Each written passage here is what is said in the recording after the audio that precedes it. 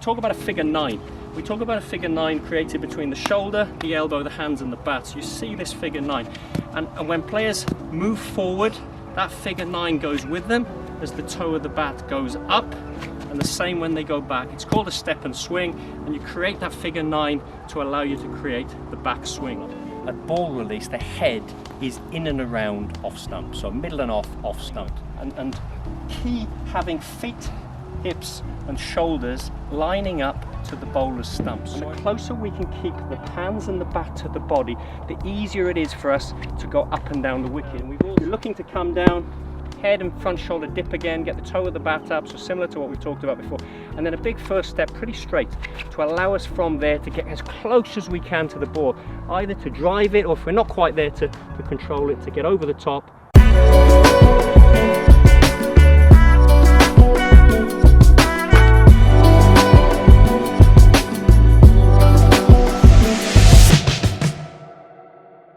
Cricket Love Stories with me, Neil Kagram. Today we're joined by Toby Radford. Toby, we're in Cardiff. How's it going? Well, it's not raining. That's a good thing in Cardiff. Yeah, thanks for coming down, mate. It's good to get you in God's own country. Yeah, we picked a good day for it. So Toby, you're going to give us a batting masterclass, some technical tips for all budding cricketers. Before we get into it, let's talk a little bit about your career. You played for Middlesex and Sussex. Yeah. Run us through your playing career. Yeah, long time ago, black and white I think in those days, but yeah, played at Middlesex and Sussex, and then I've been coaching professionally now for I think 25 years. Started as a development officer with Berkshire, then worked as a national coach with the ECB, coached the first team at Middlesex, managed to win the 2008 T20 off the last ball against Kent at the Rose Bowl, which was great. And then the last number of years been mainly with the West Indies, so I've been batting coach out there. And again, really fortunate to be in Sri Lanka in 2012 when we won the T20 World Cup, which was a fantastic experience. And the last couple of years I've been head of high performance for Bangladesh cricket, so I jump on a plane every now and again out to Dhaka and work with some very talented young cricketers and very humble, nice guys, and enjoying that. You also offer an online coaching service as well. We'll put all the links in the description below of this video. But yeah, do you want to talk us through that as well? Yeah, that's something called the batting booth, and I'll tell you how it came about. It was when I was coaching the West Indies and working with the batters there. We'd often finish a series and I'd come back to Cardiff, they'd go back to the sunny Caribbean islands. And the way of keeping in touch with the players in terms of their game and their development of their game, they would send me net footage through on WhatsApp, and I'd analyse it and then make a couple of notes, maybe a couple of drawings on the images, and then probably have a Zoom call with the guys. And then when the pandemic hit last year, players all around the world couldn't get to their coaches or their nets, and I thought, why not offer this as a service to these players who are stuck at their homes, that I could sort of analyse them in the same way. And for the last 2 years I've had videos in from India and New Zealand, Australia, all around the world, to be honest, and all at different levels. I mean, from club, school players, academy players, international players I'm working with, so a real mix where they would send the footage across. As I say, I'd analyse it, tell them what they're doing well, areas they could probably improve in, and take them forward. And it's been great, and to see their development as players, where it's been fascinating for me seeing players do really well where you've only helped them online and actually never done or thrown a ball with them and never done a live session, but they've had really good seasons and the stats are good, and they've performed and improved. So I'm delighted it's really taken off, and it's I think so many businesses in this pandemic have had to go down a slightly different route because people couldn't travel and quarantine and all that sort of stuff. So it's added another string to my coaching bow in a way. Yeah, and it's a fantastic system. As I said, all the links in the description below of this video, so please do check it out. But for now, Toby, can't wait to get into this batting masterclass. Let's go. Toby, do you want to just run us through your coaching philosophies before we get into the specifics of the batting drills? Yeah, I mean, I think for me, batting, keep it simple, and I think having really good basics from the setup, from the position you have when the ball is being released, that allows you to play the shots. I'm a firm believer that the shots aren't that difficult, but they are if the position you're in when the ball comes out doesn't allow you to get into that position. So, and you look at all the world's best players, they have very consistent setups, they're beautifully balanced, which allows them to get into good positions to play the shot. So that would be my main batting philosophy. And I think my philosophy as a coach is when working with players is to help them to understand what they're doing, good and bad, understand their game, and to develop their own game so that they don't become coach reliant. You know, I think the days of coaches telling players what to do is long gone. So I think it's about players really understanding what they're doing, as I say, so they can almost put themselves right and they don't have to keep knocking on our doors, coaches, you know. Starting with the grip, I mean, the grip is a very personal thing, and you'll see some players have a very, you know, the top of the hand is the top hand is a long way around the back of the bat. The old-fashioned English way was almost to have the top hand around the front of the handle, and things change. It needs to be comfortable, but it needs to be effective. And when I say your grip needs to be effective, it needs to allow the bat to come down in a consistent straight line so you can present a full face of the bat to the ball. Generally what you're looking for is the two hands to work together. If you have a big gap, I mean, and there are worlds, you know, fine players around the world who do have a gap and they're very successful, but generally you're looking to have two hands work together, and you're looking at two V's. You're looking at the V of the top hand, where you see a little V there between the first finger and the thumb, would run down the center of the back of the bat, and then the bottom hand V would be slightly more down the splice. All right. What we're trying to avoid, in a sense, is where the V becomes an O. So once this hand, the bottom hand, starts to get further around the bat, you get a stronger bottom hand, and the bottom hand often then starts to take over the shot. With all the differences of grips and positions on the handle, a common theme for all top-class batters is that the front side of the body, which is the top hand, the forearm, the left shoulder, that dominates the backswing and it dominates the bat path. Yes, they might bring the bottom hand in, but it comes in behind the front hand. They don't allow the bottom hand to do all the playing. It comes behind the front side. All right, so we're looking at the V's. We've got top hand down the middle of the bat, bottom hand V's a little bit more down the splice. And then when we actually set up with those hands, what we're trying to do is to get a straight line between the front elbow, the top elbow, and the top hand with the bat. So the straight line already set up that can then allow the bat to go up and down on a straight path. But it's this alignment here that's crucial. You'll sometimes see batters where the hand and the elbow, and if you did a straight line, they're almost going out to gully, to mid-wicket. It's very difficult and complicated then if you have a straight ball coming and you've then got to bring the bat round to get it back on a straight bat path onto the line of the ball. In terms of hands, again, just at release of the ball, just a little cock of the wrist. So we're lining up and we're getting this, we talk about a figure 9. We talk about a figure 9 created between the shoulder, the elbow, the hands and the bat. So you see this figure 9. And when players move forward, that figure 9 goes with them as the toe of the bat goes up, and the same when they go back. It's called a step and swing, and you create that figure 9 to allow you to create the back swing. A lot of players will just cock this top wrist, so the wrist will cock to get the toe of the bat up. So as they move, by getting the toe of the bat up, it allows them, certainly on the shorter balls when the ball's bouncing, to then come down on the ball. The wrist is cocked, the toe is up, and they can hit down on the ball. If you don't have the cocked wrist and the bat stays quite low and flat, there's a tendency when the ball is short to then come up with the ball, and that's when you can lose control of your shot. So if you're playing a pull shot, your hands would be coming from low to high and the ball could go up. So just having this little cock wrist allows you to get on top of the ball. And just watching someone like Devon Conway last year, I think sort of has come on the scene and blown away at Test cricket, done really, really well. A top class player. Cocked wrist, gets on top of the ball on the back foot and then gets into some beautiful positions on the front foot as well.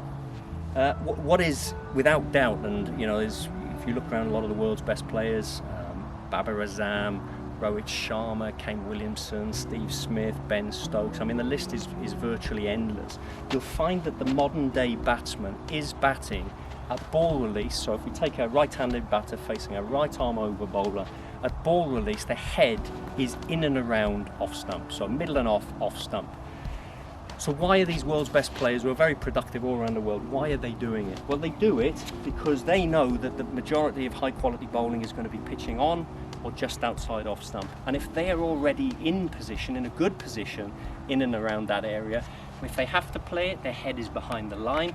And if it's outside the line, they know that anything outside where their head is, which is pretty much in and around off stump, they don't need to play it.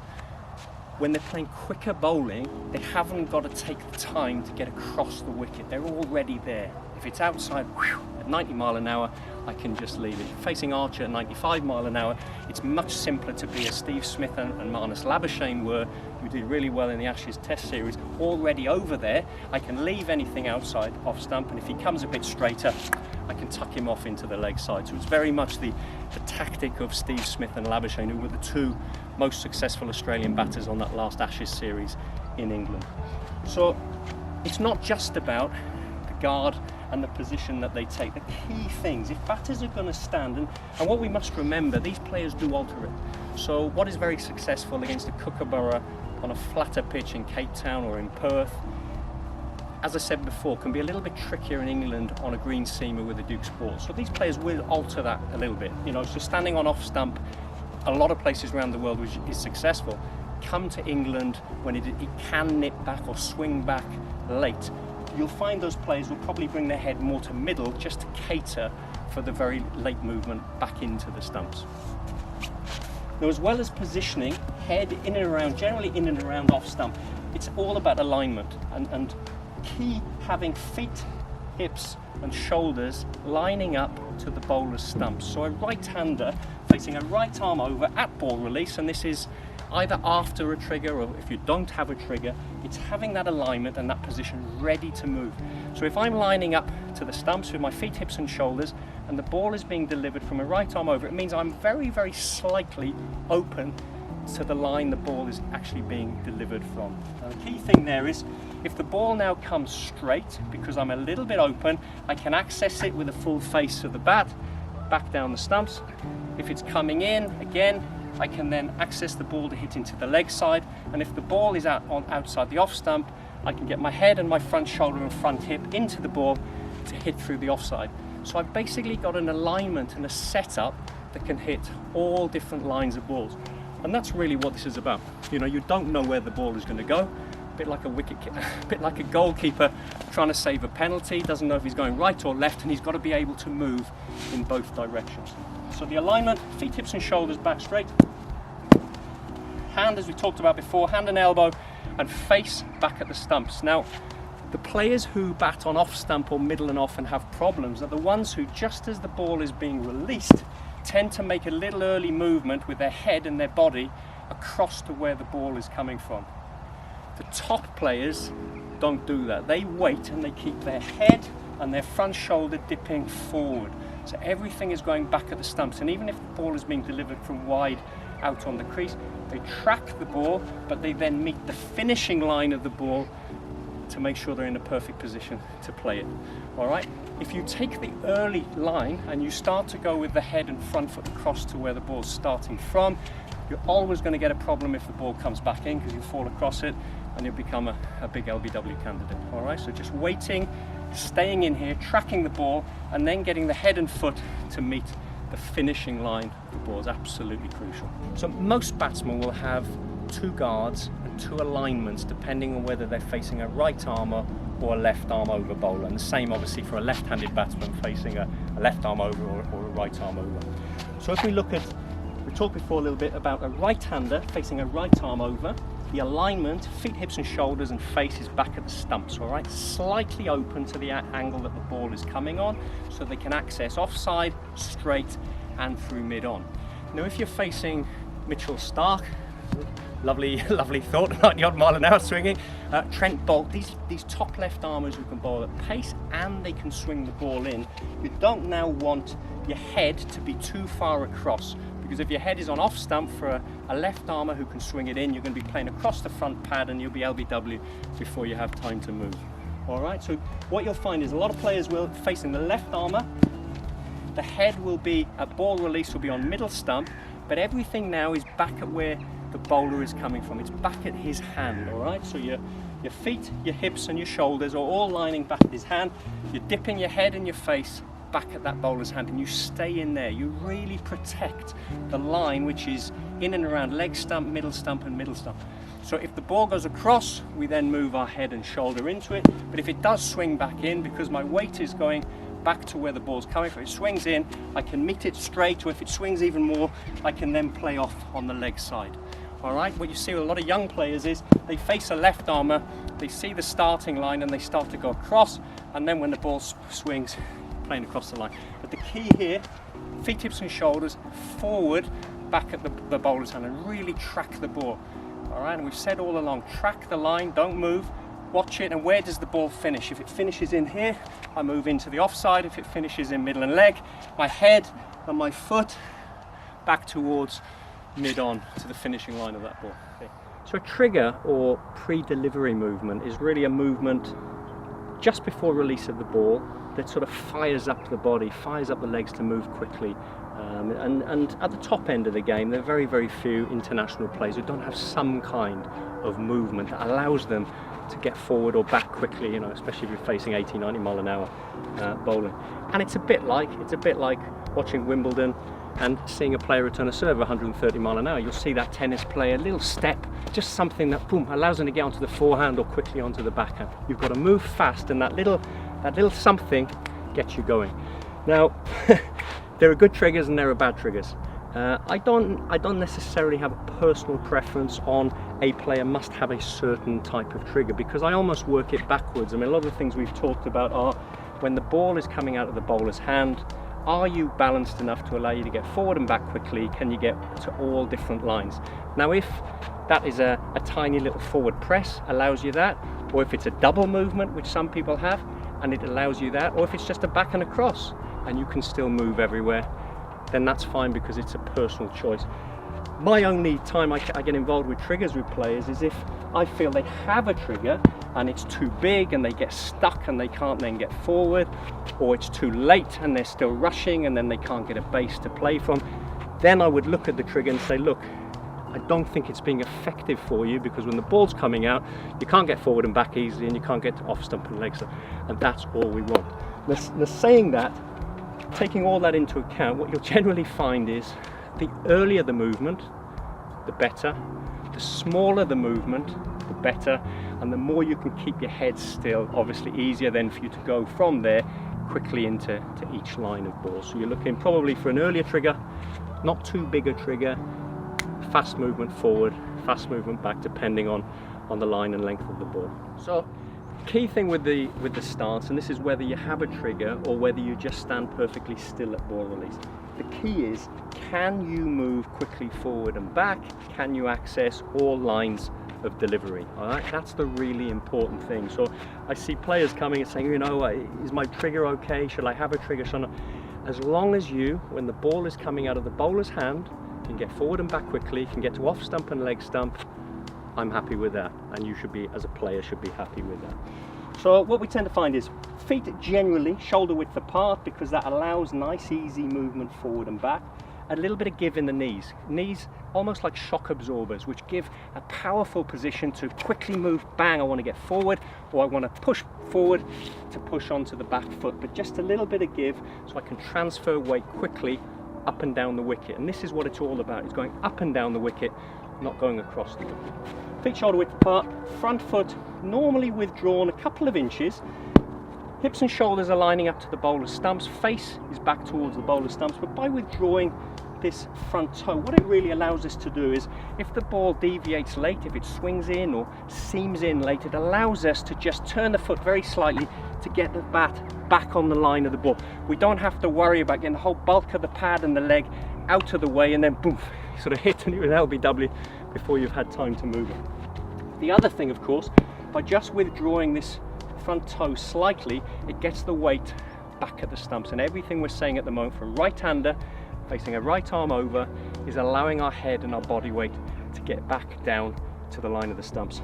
So head and shoulder are dipped slightly forward, hands are kept very, very close. Now there's weight in a bat, all right, there's weight in a bat, and the closer we can keep the hands and the bat to the body, the easier it is for us to go up and down the wicket. And we've all seen players who the hands tend to go a little bit wide, and if the hands and the bat go wide with the weight of the bat, the head will go with it and we'll start going across the wicket, playing that way or playing across the front pad. So what we're looking for here, hands very, very tight under, toe towards sort of first slip on just over off stump, and then from there we're in a beautiful position to play with our hands coming under our head on all our straight bat shots. All right,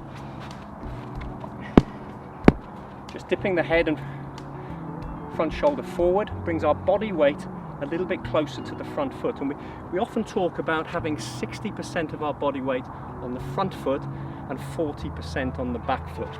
And the reason for this is, you know, off 22 yards at pace, it's a lot harder to get forward than it is to get back. So by just having a little bit of weight forward, if it is in that area, I can push quickly to get into that. And if I see it short, I push off the front foot to get back and play my back foot shots. All right, so it's 60-40, just a little bit of lean on that front side. When we talk about the hands staying in close to the body, we're looking for, from straight on there, we're looking for a straight line. If I did an imaginary straight line, head through my hands and bat, down through my feet. Now I know if there's a straight line, then it's very easy to move quickly up and down the wicket and to play straight. So we're going from this beautiful straight position, head, hands and bat, all right, and right down through the middle of the feet. Now the more in your stance that the head gets outside the line of my feet, my weight now is going this way. Very difficult if balls pitch on a good length quickly, straight. I can't get there because my weight is going that way. So I need everything in, head forward, to fall straight, play back down the ground. Yep. So from a balanced position at ball release, we've judged the ball, it's full, we're going on to the front foot. So as we move now, the head, the front shoulder and the front foot onto the line of the ball, the toe of the bat goes higher, and we've talked about the sort of unweighting of the bat to allow us to get a bit more rhythm in the swing, better timing and better power. And as this toe of the bat goes up, we step forward to create a base. And any base on the front foot, whether you're attacking or defending, you want your head over your front foot, because from there we can defend under our head. If we want to drive and it's full enough to drive, we extend that figure 9 all the way through the ball. But again, the head is over the front knee. Power, timing, control of the shot. And we mentioned earlier in the setup, the straight line, head through the hands, through the feet. And when we play on the front foot, the straight line is now head, bat, ball. So wherever we hit on the front foot, straight line, head, bat, ball. So I often talk about going from straight line, head, hands, feet, to straight line, head, bat, ball. And you should be still when you play the shot. Perfect balance. Watch that ball sail to the boundary. When you study the world's best players and you look at all the, your Virat Kohlis, your Rohit Sharmas, all these top players, when they move forward to the ball, the hands stay close to the body, and as their head goes forward, the hands are always under the head as the toe of the bat goes back. Always under. You don't see the hands going away from the body, and this allows them to keep everything beautifully straight. So when the bat comes down, full face of the bat through the line of the ball. But it keeps it simple. Hands, if anything deviates, I can adjust if my hands are in close. The minute I go away, balance and weight goes away, and I've got to come across the line to hit the ball. So you'll see these great players head to the ball, hands are under the head as they move to hit the ball. If we judge the ball as short and we decide to go onto the back foot, it's now a step and swing on to the back foot. So as we step back, the back foot goes first, toe of the bat goes up, the hands get taken back, allow us to get a stable base. And again, when we connect with the ball, straight line, head, bat and ball, whether that's a defensive shot or a back foot bunch, or a defensive shot even down to mid on. Head, bat, ball, beautiful straight line. So we've talked about alignment and guard facing seamers, so right arm over, right arm facing a left arm in swing. Let's have a little look at spin. So a right-hander facing off spin, ball turning back in. There's a tendency, especially if the ball is really spinning on pitches that are offering a lot of grip, for batters to sort of bat with their head and their back foot slightly more to the offside, because you know that your scoring area, your safest option generally is hitting with the spin into the leg side. The canny off spinner who's getting a lot of turn might throw a few out on the offside to try and encourage you to hit square and then create the gate to get through to get you out that way. But normally you'll be standing further to the offside and looking to play with the spin. Conversely, facing a left arm spinner or a leg spinner who gets a bit of drift in, guard would tend to be a little bit more to middle and leg stump, because you then allow for that drift and the angle that those bowlers get.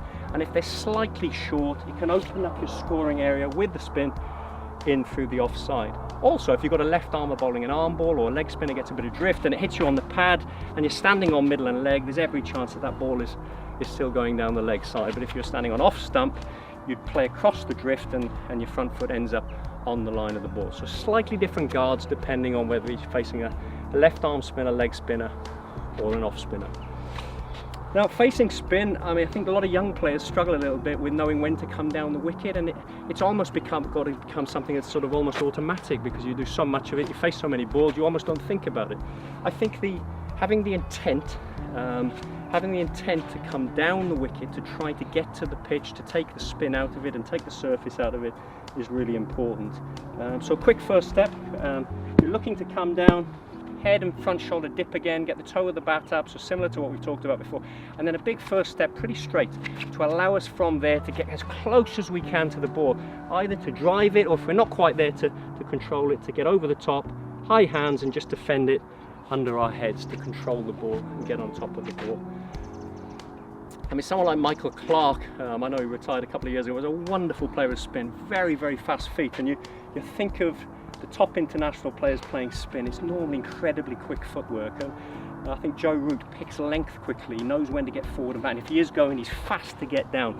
He knows the length that he wants to sweep from, and if they're slightly short, again, quick feet, pushes back, and he opens up that cut into the offside. So picking length quickly, really fast feet, strictly come dancing feet, light on your feet, all right, up and down that wicket. And then when you're there, just like when you play your seamers, solid base, still base to control the ball.